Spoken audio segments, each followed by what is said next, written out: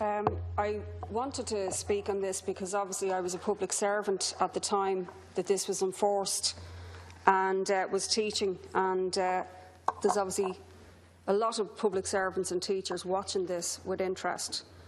And there would have been a lot more of them in the public gallery only for the debate began earlier, just so the government is aware of that. I just wanted to begin with statistics that came out last night, which show that the rent situation in this country has rocketed beyond belief, and that an average couple, or two people on an average wage, are paying 40% of their income on rent now. There was also a statistic that mortgages in Dublin are the third highest in Europe, after London and Amsterdam.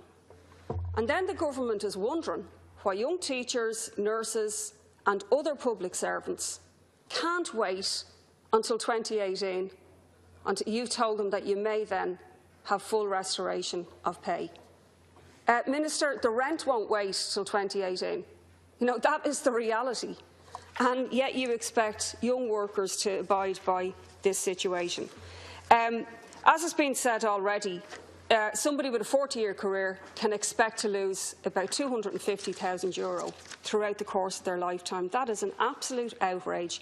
It wasn't justified that ordinary working people were made to pay for the crisis that they didn't create in 2011, but it certainly is not justified now when we're told that we're in recovery and growth rates are expected. But I think what's going on here is very clear, and workers should take note. This government, and capitalism in general, intends to maintain austerity, even though there isn't the same justification that they can make for it.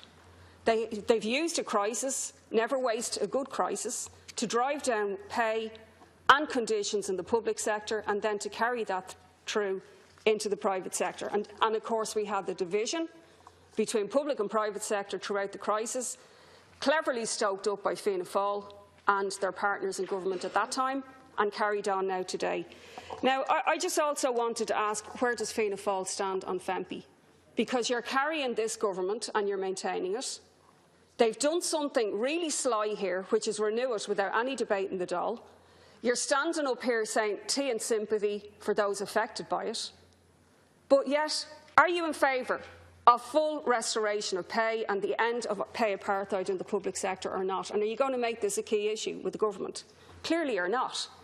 You're going to go after public sector votes, but you're going to let this continue. I just wanted to say as well, we constantly hear this mantra that the ASTI are the odd one out. Everyone else has signed up, and the Gardaí, some of the Gardaí as well.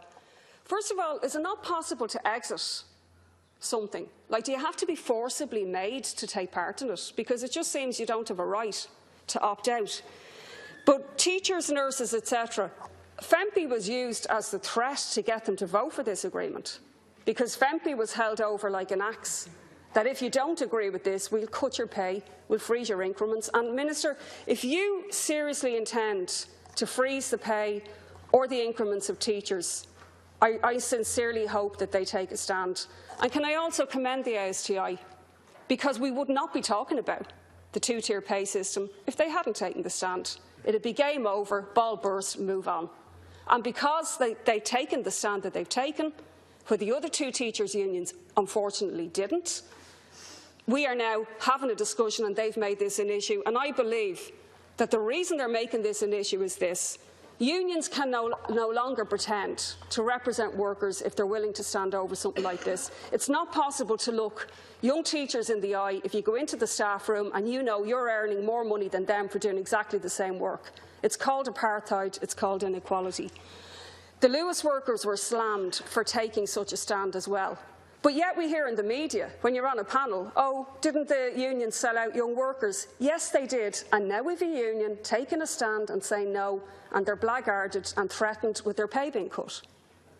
All of the unions should have taken a stand, and they should follow and support the ASTI who are doing it. And can I just say as well, Minister, that the reason the ASTI are the only ones left, it seems, I read that the firefighters are to get a rent allowance of €4,500. Are you offering that to teachers? Are you offering it to nurses? Or is it just, buying people off individually? I fully support them, by the way, but I want the same thing extended to all workers. We are going to have a brain drain in this country. We will not be able to keep nurses in this country. That's already clearly the case. And yet the government is continuing this, and I can't help but feel that it suits them, because they justify keeping people on horrific conditions that were imposed during the austerity regime, and they're now maintaining it despite the fact that there is not the same economic justification. So full support for the ASTI, and hopefully the Gardaí will also maintain their opposition to it. Unfortunately, they're not in the same position to take industrial action that other workers are. Thank you. But the Anti-Austerity Alliance will back any public sector workers on this. Thank you very much. Our next